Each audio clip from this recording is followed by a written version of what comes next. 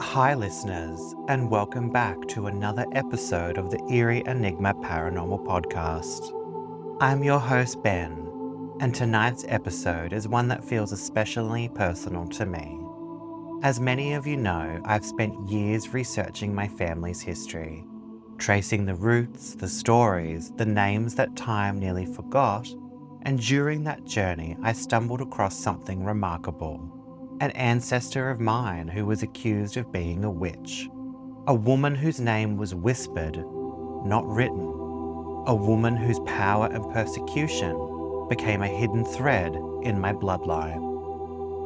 That discovery sparked a fire in me, a desire to understand where these stories come from and how they evolved, and why the figure of the witch still haunts and empowers so many of us today. Tonight we open the creaking doors of the occult archives and lean in close to hear the whispers of the Coven. Before witches were hunted, before spells were scrawled in secrecy, there were stories, whispers etched into stone, chanted under moonlight, and passed from elder to apprentice. Our first segment, The Origins of Witchcraft, takes us deep into the tangled roots of the witch through time, across ancient lands, sacred rituals, and the ever-changing face of magic itself. Long before witches were burned at the stake, before hexes were feared, and covens were whispered about under moonlight, there were stories, carved into stone, scrawled onto parchment, or passed down in hushed reverence. These stories were the first spells, echoes of power, mystery, and misunderstood wisdom. This is the Occult Archives Whispers of the Coven. And tonight, listeners, we're stepping into uncharted territory. For the first time on the show, I'm joined by a very special guest for something truly extraordinary. A spirit channeling session with a high witch from beyond the veil.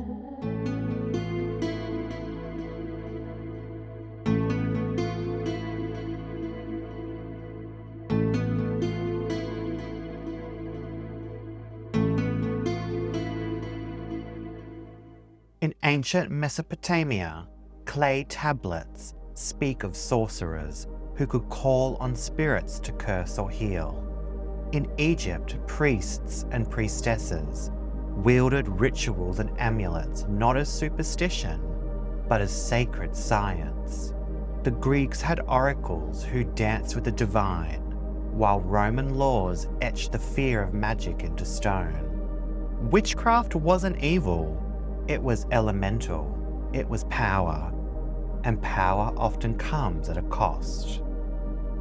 From shamans guiding tribes with dreams, to seers predicting the fate of empires, magic was once the lifeblood of belief systems, and yet, by the 15th century, something had changed.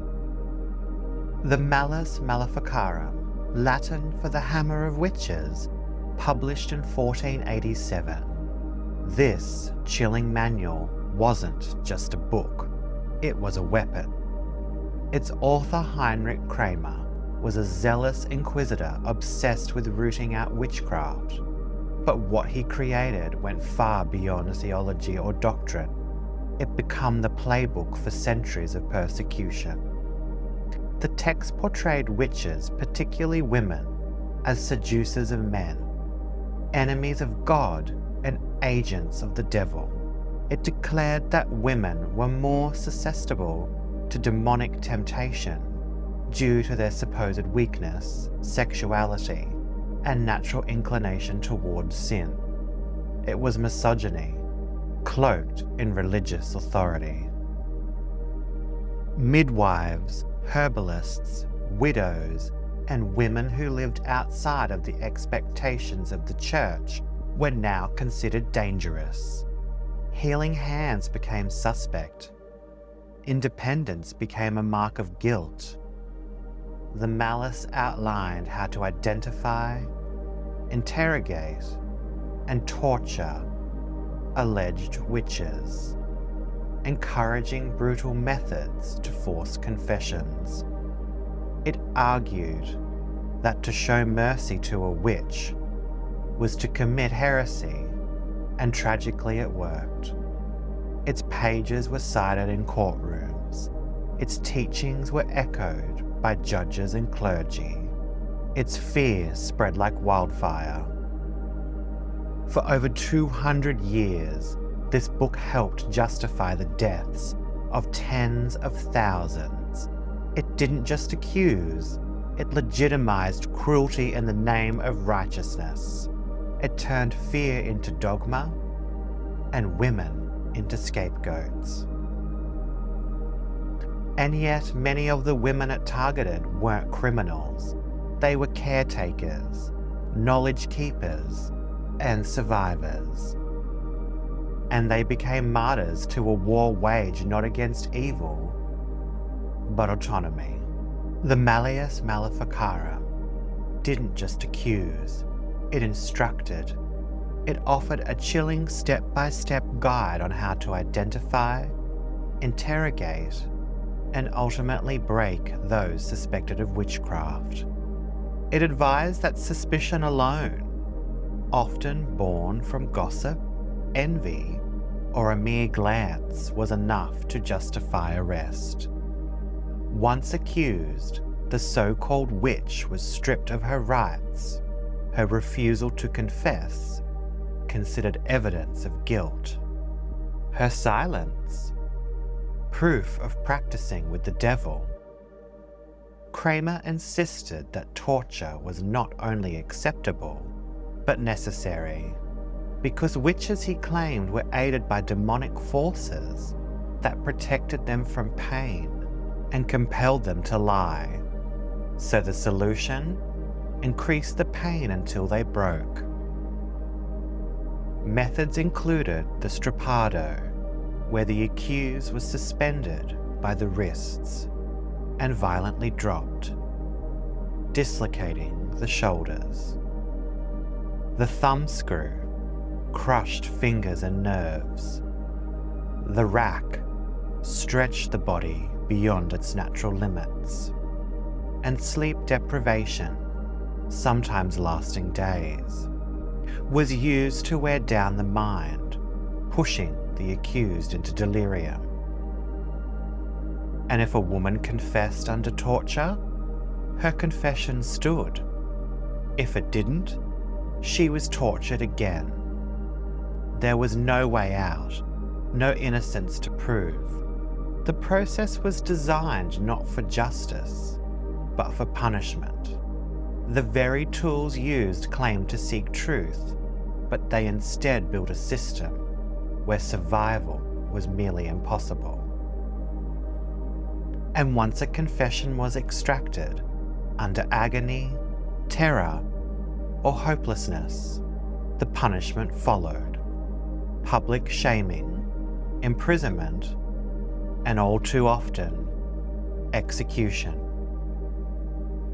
Through it all, the Malleus Maleficarum provided twisted reassurance that these acts were righteous, that the church was purging evil, and what it truly did was turn fear into a weapon and pain into policy.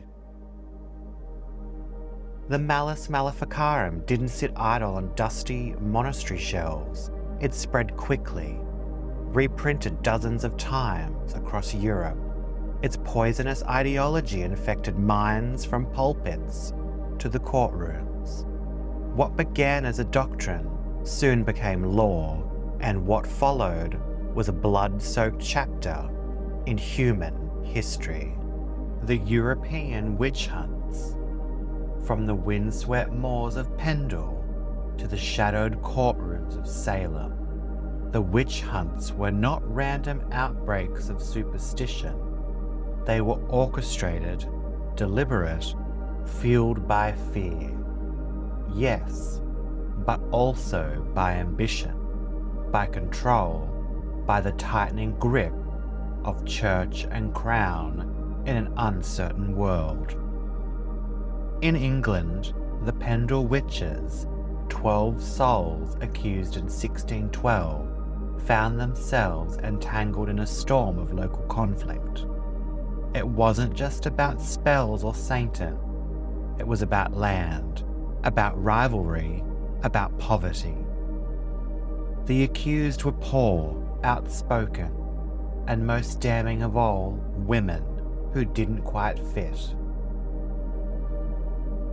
One of them, Alison Device, confessed under pressure.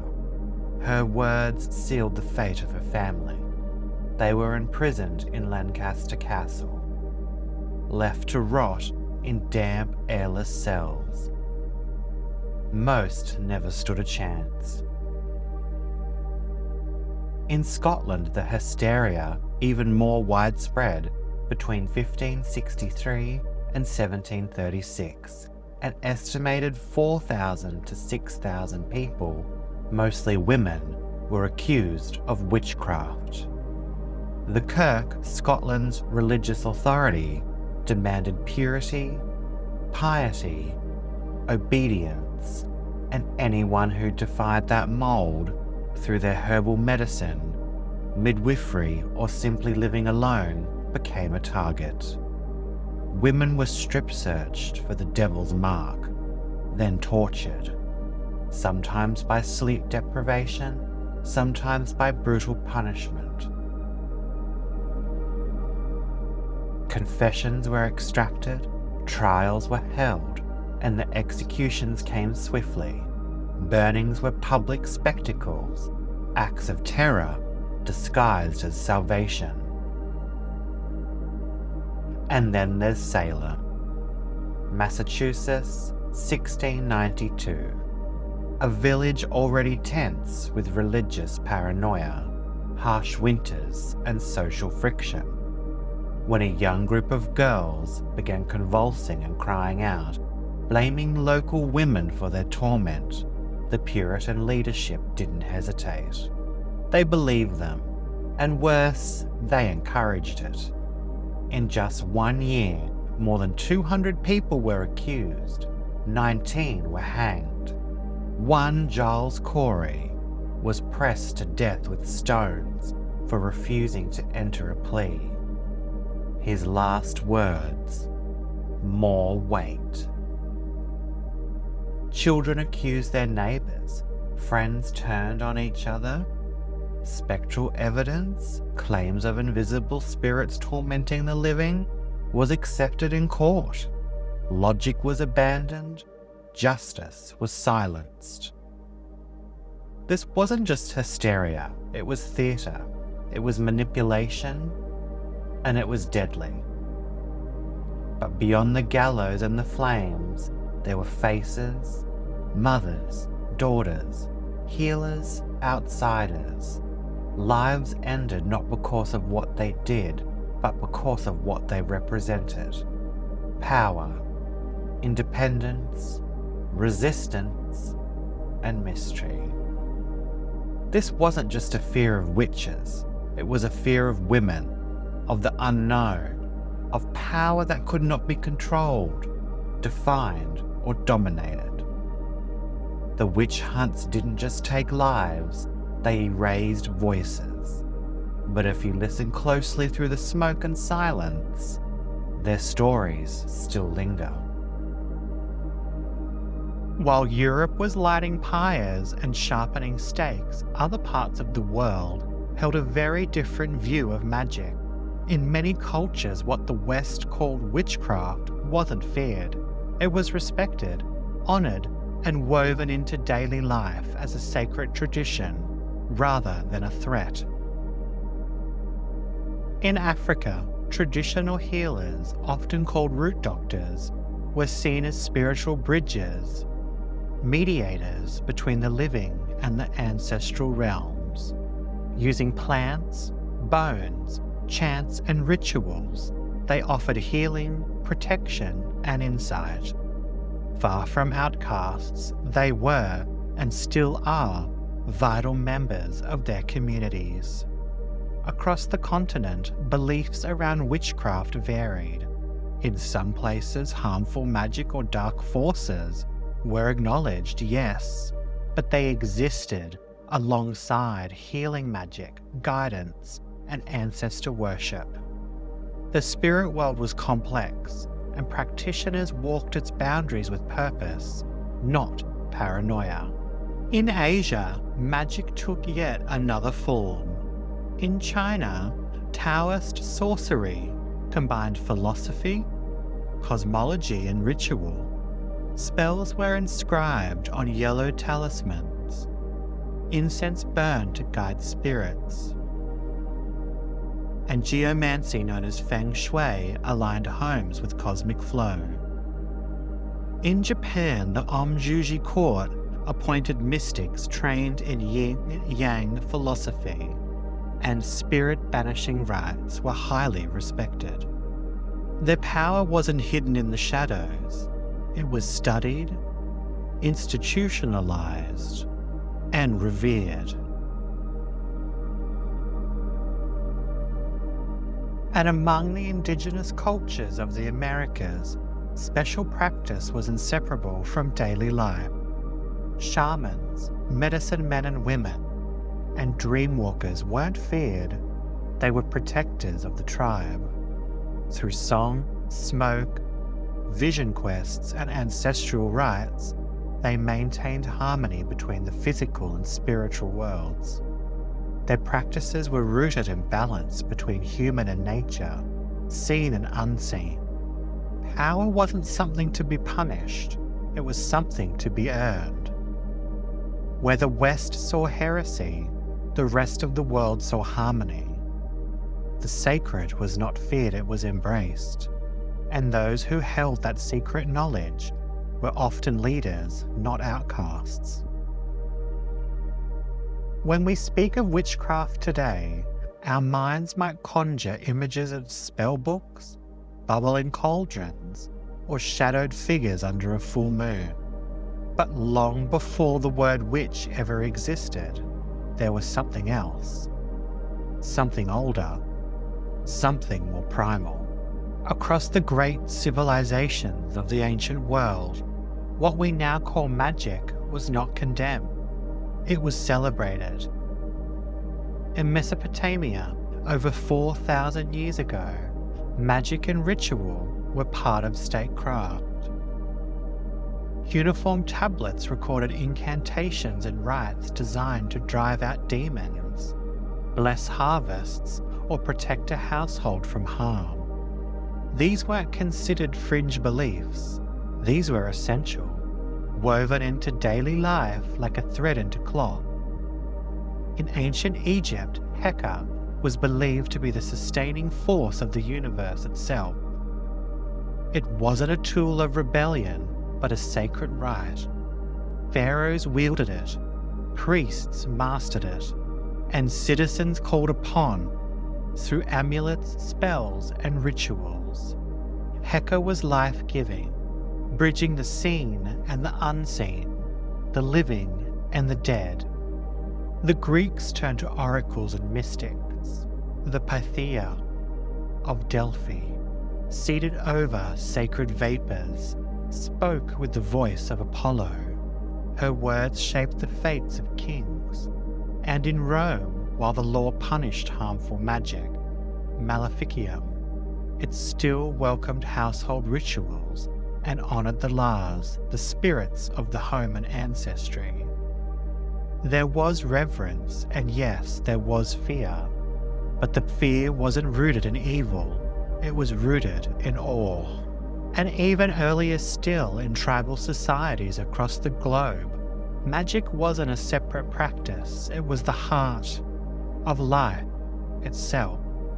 Shamans, seers, medicine men and women, these were the guides, the healers, the spirit walkers.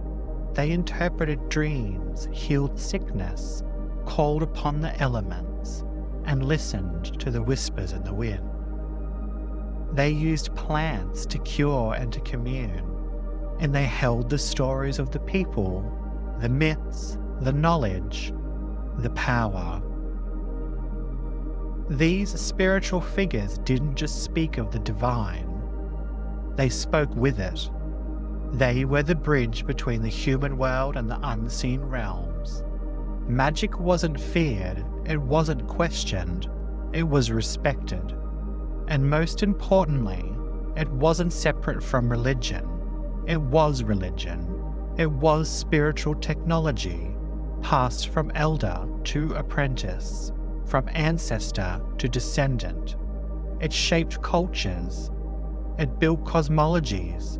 It protected the soul. But something shifted.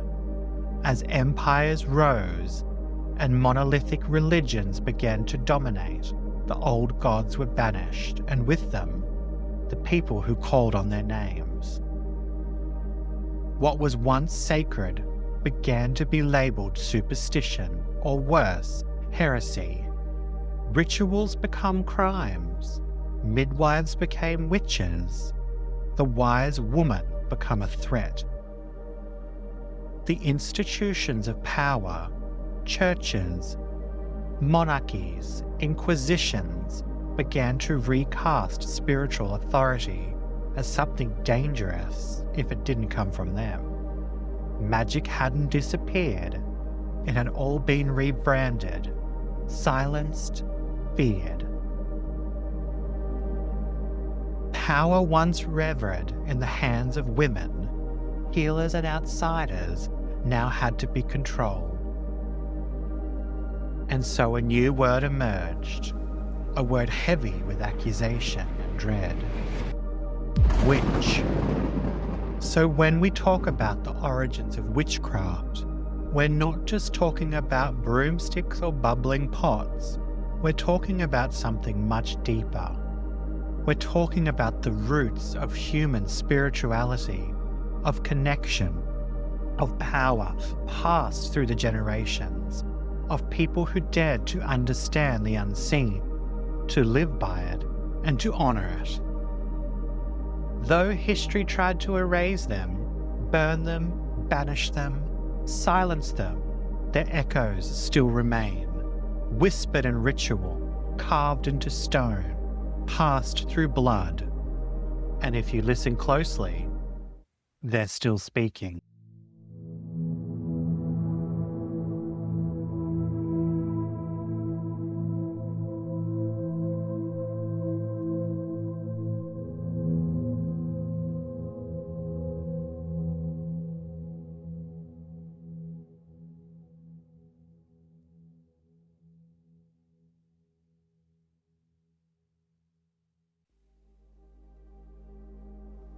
Witchcraft has always fascinated me. Its history, its mystery, and its defiance. But it wasn't until I began tracing my own family tree that it all becomes something else, something personal, because buried deep in the tangled roots of my ancestry I found her.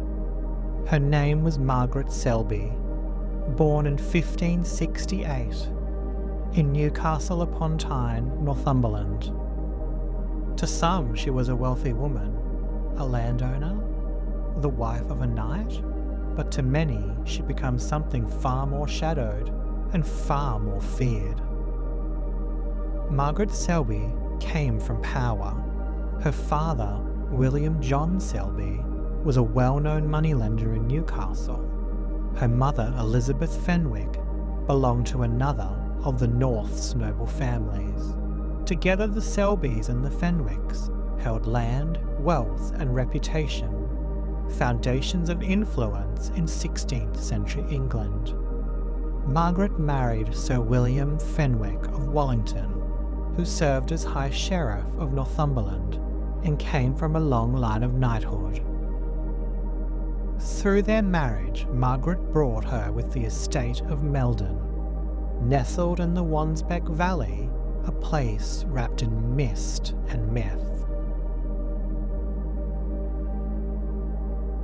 They had a son, Sir William Fenwick of Meldon, who would later be knighted and fight for the Royalists in the English Civil War. But none of that is why Margaret's name still lingers in the mouths of the curious and the cautious. No. That's because she became known as the Maid of Meldon. She was sharp, strategic, a woman of contracts and clauses. When others hesitated, she acted. When her husband died, Margaret handled the family's holdings with ruthless precision. She enforced repayments, seized land, and made sure the ledgers balanced, always in her favour. It was legal, it was calculated, and it was highly unpopular. One of the most infamous episodes involved the Heron family, long-time holders of the Meldon estate before Margaret's marriage brought it into her hands. When the head of the Heron family died unexpectedly, Margaret demanded immediate repayment on the mortgage. The heir was away, on business, and unable to respond in time. Margaret took the estate. The locals said it was too convenient, that the old man's death was unnatural, that no woman could hold so much power unless she had help from the devil himself. So then the stories began. They crept through corridors and clung to the corners of market stalls, whispers woven between sacks of grain and baskets of bread. Superstitions stirred behind lace-veiled pews and echoed in the cold stone halls of the parish church. A woman with that much wealth, that much influence, that kind of spine? Surely she couldn't have earned it fairly. Not without a man beside her, not without help from something unnatural. They said she never aged, that her crops grew even in bad seasons, that she could silence men with a stare. And when no explanation could be found in logic or law, they reached for the oldest answer they knew. She must be a witch.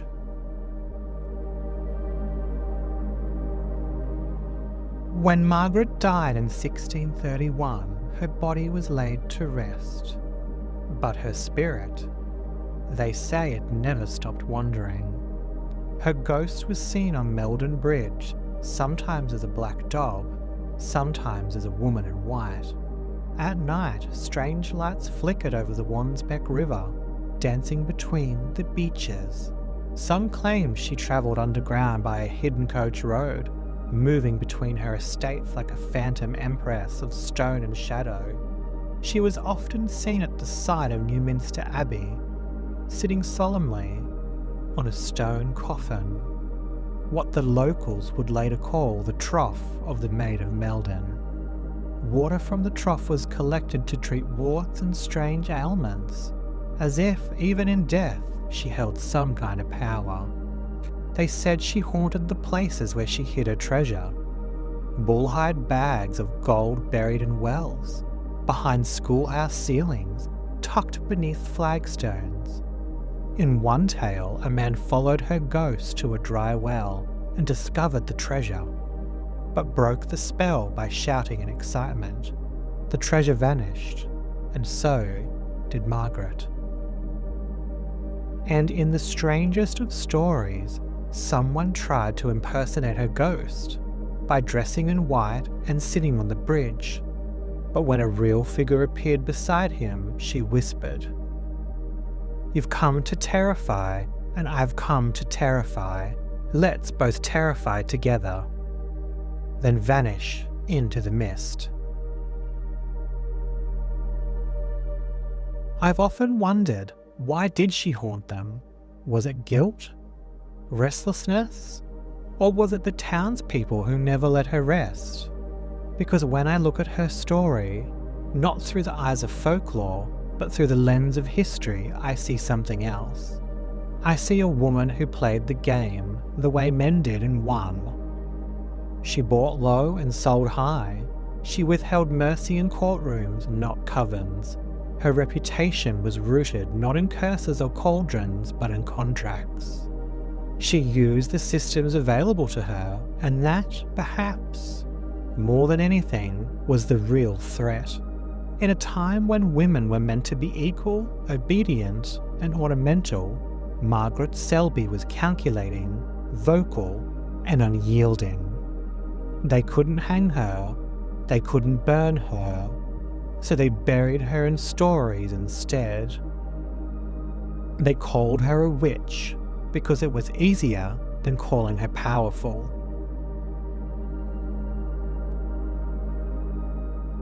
I didn't grow up knowing her name, but when I discovered her, something clicked. The quiet fascination I've always had with witches, the pull towards the occult, the unknown, the deep sense that I've been walking beside something ancient, something feminine and fierce. I think it could have been her. Or maybe it was something passed through her, a knowing.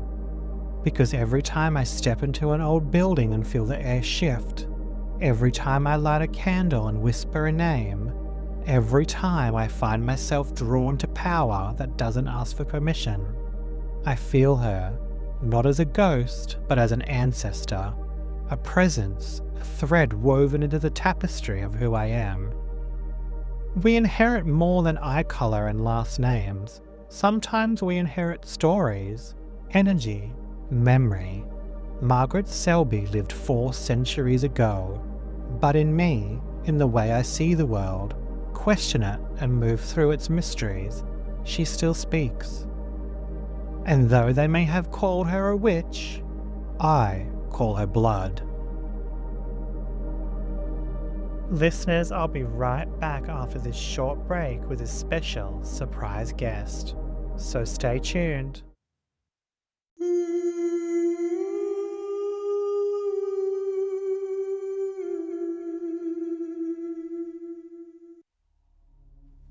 Welcome back, listeners. Tonight's episode has taken us deep into history, into bloodlines, myth and magic. But now, listeners, we take a step further into presence.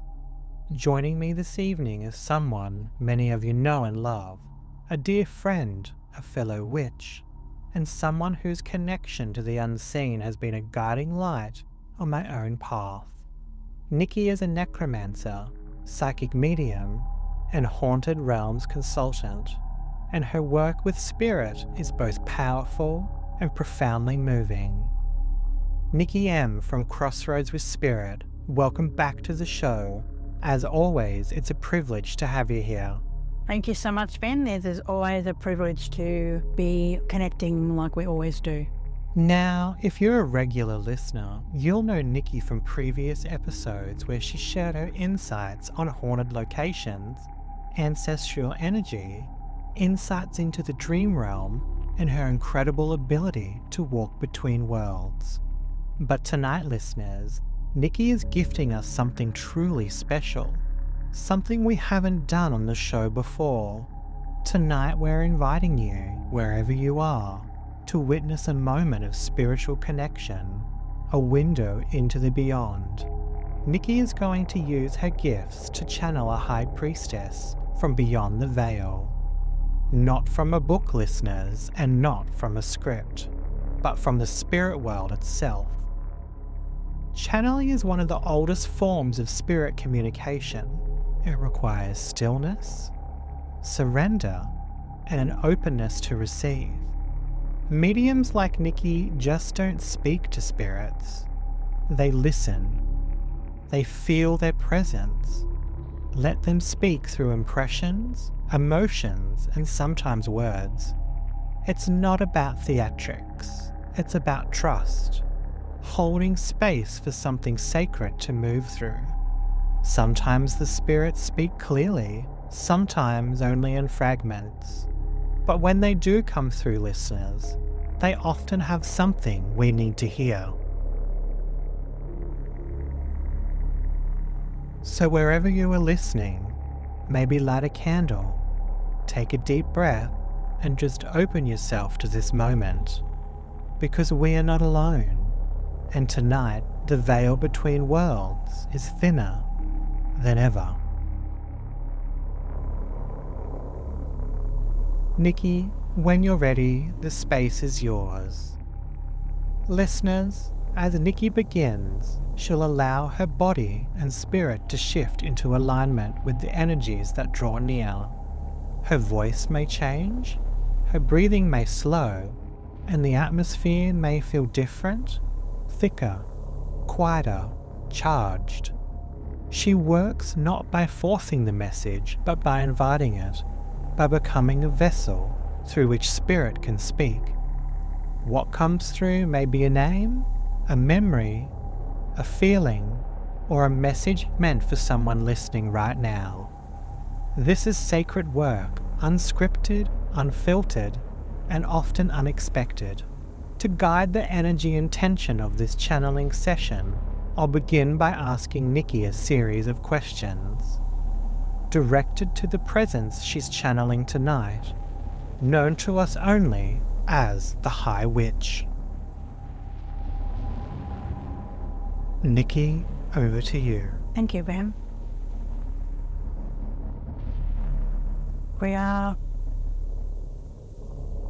She said, we are here.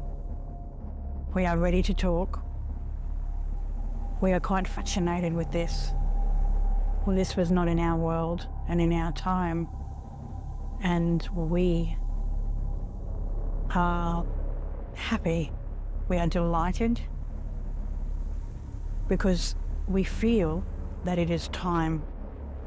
It is time to tell our story. She said, I am a high priestess. She said, I am a witch. And I love it, for that is who I am. Thank you. Thank you for being here. Is it okay if I ask some questions and we establish contact? She said, yes, of course. May we ask what your name is? She said, I thought long and hard with this question. And I thought to myself, what does it matter if I speak my name or not? For I'm proud of who I am, and my name is simply Bridget. I'm not the goddess Bridget. I do, though, have a connection to one of the sacred witches, the Salem witches, Bridget Bishop. That is not me, but I do have an ancestry connection with her. Okay, that's very cool. Well, thank you, Bridget, for being here. Thank you for asking. It is actually quite an honour. Well, this does not happen in our realm and in our world, nor in our time. It's an honour for me as well. Bridget, how would you like to be addressed during this session? Well, like yourself, I have friends that simply call me B, but Bridget is fine, thank you. Okay, thank you. Now, Bridget, have you walked the earth in physical form before? Yes, and only once. Only once? And where was that? Oh, in the times of England.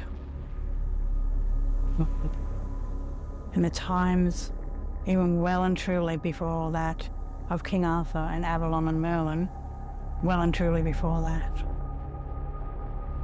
I come from a time where witches, necromancy were well known, well documented, but also very feared. And I only needed to complete one lifetime, for that was the beginning of what we know as today, with psychics or mediums, witches, etc. There are many that call themselves many titles. Okay. But in my time, you earned that right, and it was also a part of you. Okay, thank you. So we're talking thousands of years ago. Oh yes, thousands of years ago. And now, Bridget, where do you come from and where do you reside now? I actually reside between the realms. There's a place, but it's also known as the Elysian Fields, or Summerlands. That is ours. That is the witch's heaven, I suppose you could call it. It is where we live similar to what we had then and now, and it comes together. Okay. It is not like we do not have the technology, we do not need it, for we are in spirit. But through the realms, that is where I belong. That's very interesting. Thank you for sharing that with us tonight. Thank you for asking. Now, what drew you to speak with us tonight on the show? Well, I must say it is the way you are authentic, Ben. Well, thank you. The way you conduct yourself, your professionalism, your ethics. For just because I'm 1,000 years of old, I am a witch, I have standards. And I believe that it is time for the story to be told, to speak. And if I'm going to trust that to be done correctly, I needed to have that with the right person that could gather what I come with and put that in the right way. And it drew me because it has never been done before. It hasn't, and I'm very privileged that you've chosen Nicky and I as your medium. Thank you. And I say, though, it is quite an honour because, as I said, we need to trust that what is happening is right. But it's not going to be jambled up or played around with or changed, that it is simply how it is. That's correct. Now, listeners, just to give you a little bit of background about what's happening during this interview, the atmosphere in the room changed slightly before we started, and Nicky was surrounded by almost like a white light that come into the room and then swished around and come back out. So that was really interesting to experience in person. Now, Bridget, what do you represent or protect? That is a great question. I represent magic. I represent all the realms, animals, elementals, ascended masters, but not the kind on the religious sort. We all come together. It is like if you were to have a dinner party. Yeah. And you send out an invitation, and at that party you may have one head witch or high priestess, myself. You might have an archangel, ascended master, an elemental. It is all about the coming together to protect, whether that be, not necessarily for my job, it's not to protect the planet, but mine is to protect, to teach and honour those of the past, so that all those that come into the future do it right. Okay. So I protect the knowledge, I protect information, how it is distributed, why and to whom, and to allow the magic to come back. Okay. Because information is vital. It is. And that's what you're protecting, is the information to pass down. That's correct. Okay. Now, Bridget, do you come alone or do you walk with others this evening? No, I have many that come with me. One of them that is here is Pan. He is an elemental half human, half horse. Okay. Goat. Oh, that's cool. He doesn't really like either or. But I also have my assistants that come in and help me as well. They too are witches. And I understand they've all got to come with me because of what I do and who I am. Personally, though, I'd rather just do things myself. But I do often have many with me because information is constantly moving, even in the magical realms, in the realms of all that is, and it never stops. The sacred geometry is that of light languid. Well, it is the same, just written differently, so were it be a spell. So it is about whom you are with holds that information with you and for you at times. Okay. So for me, as I said this evening, I have I actually like to call them my fellow sisters, really. I don't really like the term assistants. They're simply my sisters. That's great. Thank you for sharing that with us. Thank you. And your sisters are here with us now? They are, yes. Now, Bridget, is there a specific time period or place on this plane that was sacred to you? Well, not one. On this planet, I love both parts of England and Scotland and Wales for, Glastonbury, for Avalon and existence. But there's a part of me that also loves Egypt. I have a very high connection to Egypt and a very high connection to the goddess Isis, for she was the Egyptian version of myself. Oh, wow. And I also have a connection, for different reasons, of course, to Salem. However, those are the two in particular that reside of love and light. Mm-hmm. Thank you. Now, I've got a sensitive question, if you don't mind me asking. Mm-hmm. Do you remember your final breath and what happened to your soul after death?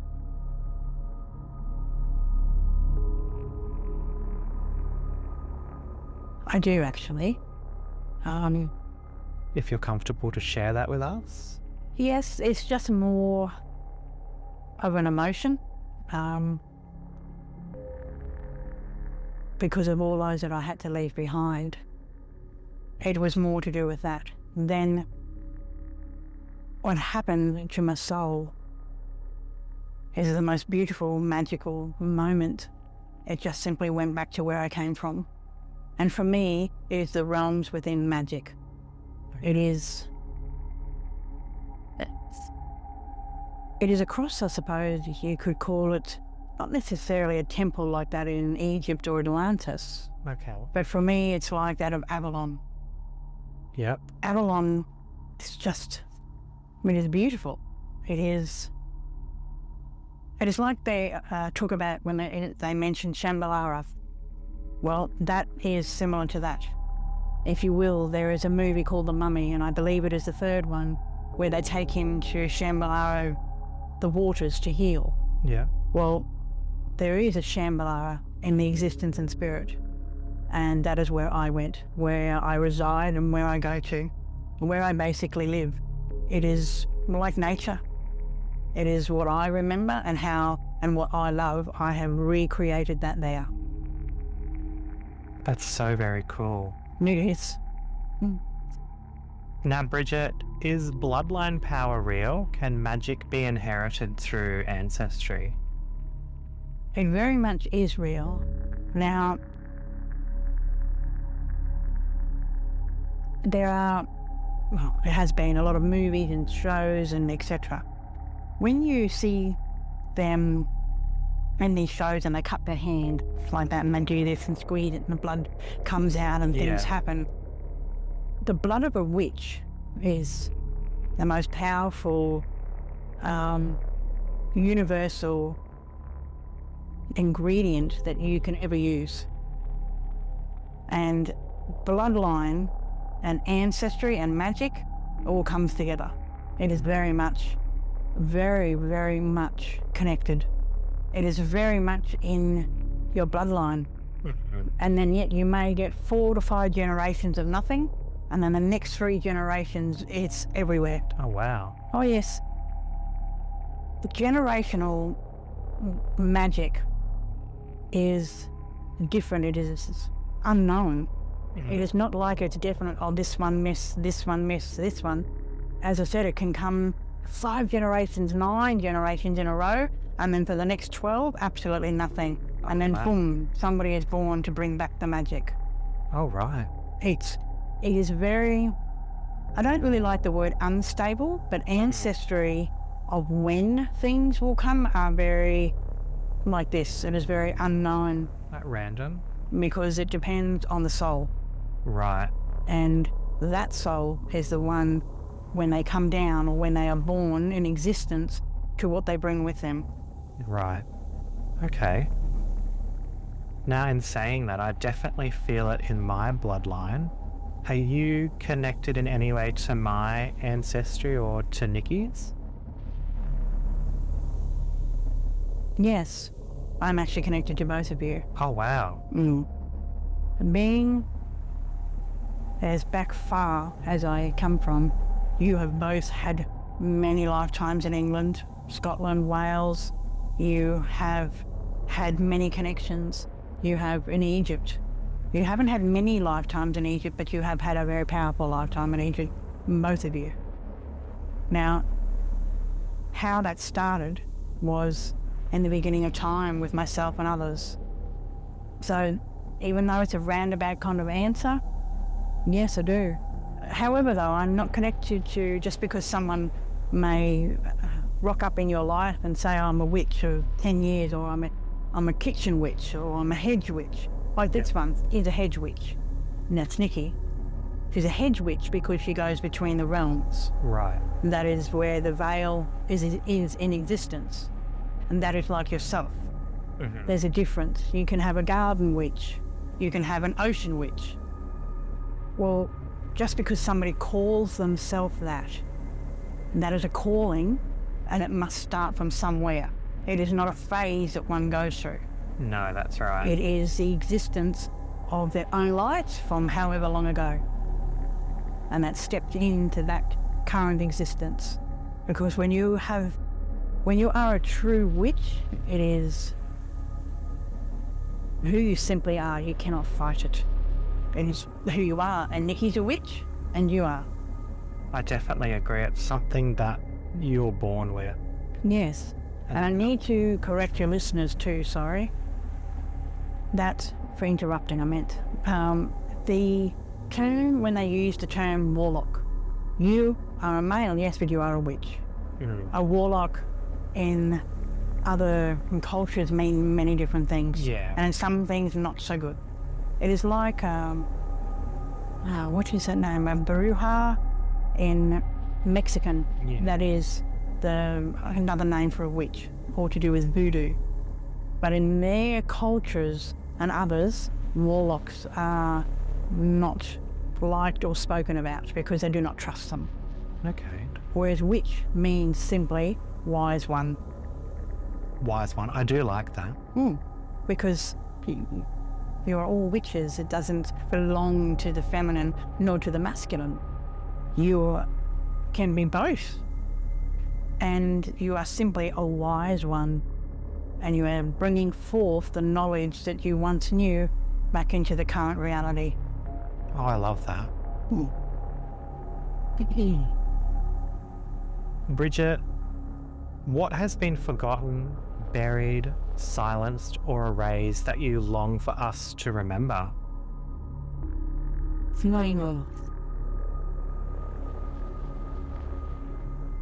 All you simply need to remember is that magic, it exists. It does. Magic is real. It is not made like in the movies. In my time, you could put out your hand and a flame could come out of that hand. Not a big thing, but it's simple. Mm. It is like in the movie, I believe that one called Practical Magic, where she wants to light a candle, so she lights a candle with her finger, or mixes the spoon and her coffee, does that with her finger, and then it mixes it for her. Yes, that is a movie, that's a movie thing. In my time, though, magic existed, and it was simple, it was beautiful, and yet very powerful.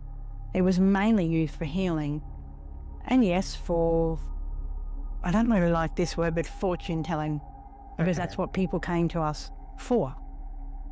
There's always been that need about the unknown and the future. Very much so. Tonight, listeners, we've walked beside our ancestors, lit candles in forgotten corners, and listened. Truly listened to the voice of spirit. If something stirred within you, a memory, a knowing, a whisper from deep within, honour it. These moments are not coincidences, they are invitations. The circle we've opened here doesn't close, it widens, deepens, and continues to echo through time. As I edited this episode, I couldn't help but notice something remarkable.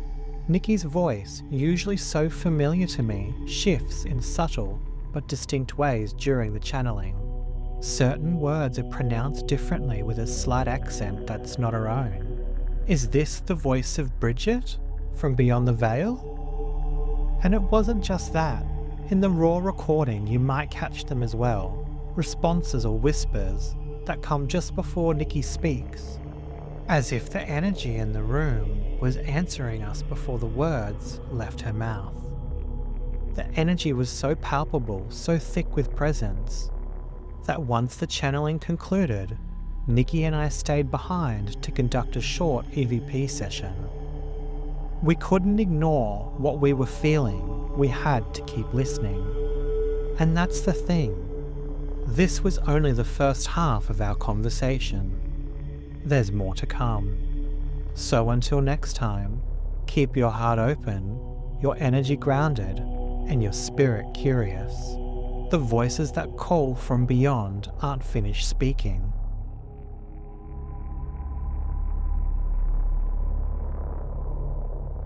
You've been listening to an Eerie Enigma paranormal production, where the veil is thin and every story leaves an echo.